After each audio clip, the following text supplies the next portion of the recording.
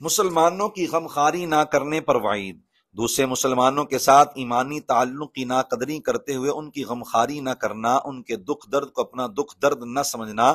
اللہ تعالی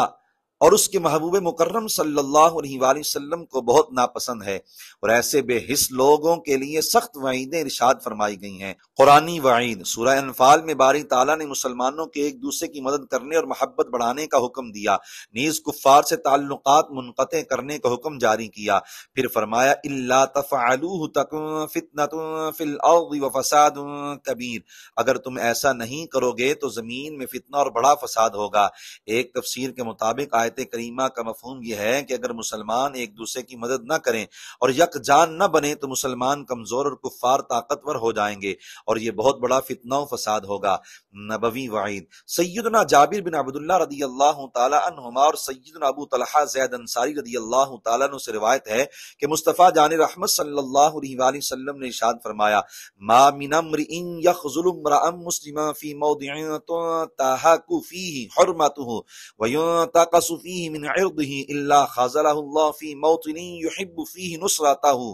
جو شخص یعنی طاقت و قدرت کے باوجود کسی مسلمان کو ایسی جگہ بے یار و مددگار چھوڑے جہاں اس کی بے عزتی کی جا رہی ہو اور اس کی آبرو کو پامال کیا جا رہا ہو، یعنی اسے ظالم سے نہ بچائے اور اس کی مدد نہ کرے، تو اللہ تعالیٰ دنیا و آخرت میں اسے ایسی جگہ میں ذلیل فرمائے گا جہاں یہ اپنی مدد چاہتا ہوگا۔ وما من امرئ ينصر مسلما في موضع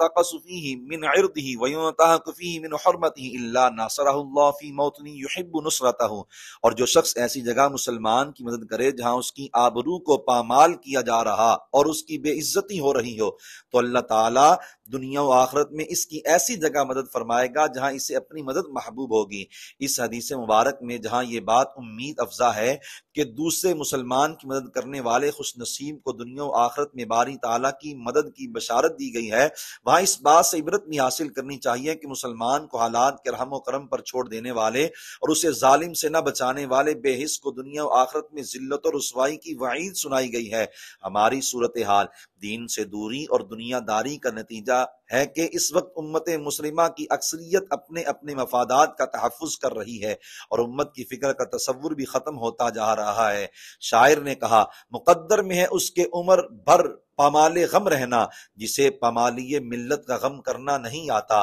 اسے زندہ نہ سمجھو سانس ہے گو جس کے سینے میں، مگر آزادی ملت کا دم بھرنا نہیں آتا۔ جوان مردوں ہی کا ہے کام قطع راہ حریت، کہ اس منزل میں بزدل کو قدم دھرنا نہیں آتا۔ یقیناً ہوتی ہے مرنے سے بدتر زندگی اس کی جسے دین نبی کے واسطے مرنا نہیں آتا۔ بتوں کا خوف رکھتا ہے اسے لرزہ بطن ہر دم، خدا کے خوف سے جس شخص کو ڈرنا نہیں آتا۔ فنا فی اللہ کی طے میں بقا کا راز مضمر ہے، اسے جینا نہیں آتا جسے مرنا نہیں آتا۔